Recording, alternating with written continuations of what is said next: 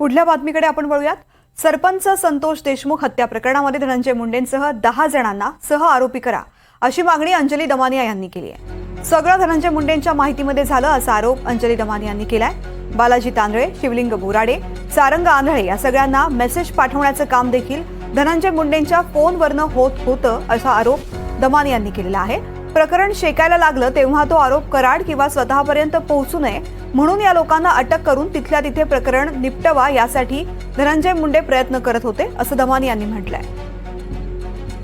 याच्यात धनंजय मुंडेंचा दबाव होता, पोलिसांना दबाव होता, या सगळ्या त्यांच्या कार्यकर्त्यांना दबाव होता म्हणून बालाजी तांदळेंनी स्वतः देशमुख कुटुंबाला सांगितलेली माहिती अशी की आम्हाला पोलिसांनी या आरोपींना शोधलेलं नाही, आम्ही गाड्या फिरवून आमच्या एकांना त्यांनी सांगितलं 60-70 गाड्या, दुसऱ्यांना सांगितलं धनंजय देशमुखला म्हणाले 200 गाड्या फिरवून आम्ही या आरोपींचा शोध घेतला म्हणजे सगळं प्रकरण त्यांच्यावर शेकलं जावं आणि यांच्यापर्यंत ते सगळं येऊ नये।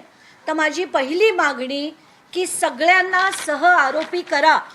आता चार्जशीटमध्ये अनेक गोष्टी आलेल्या नाही आहेत, त्यात जे पोलीस अधिकारी होते ज्यांनी प्रचंड मदत केली त्यांचं कोणाचंही नाव त्या चार्जशीटमध्ये नाही, त्या कोणाचंही स्टेटमेंट देखील चार्जशीटमध्ये नाही। ती पूर्ण 200 लोकांची यादी आहे, त्याच्यात ना राजेश महाजन आहे, ना राजेश पाटील आहे, ना महाजन आहे, ना गीते म्हणून जे LCBचे अधिकारी होते जे सुद्धा त्या खंडणीच्या दिवशी उपस्थित होते, त्या कोणाचीही स्टेटमेंट नाही।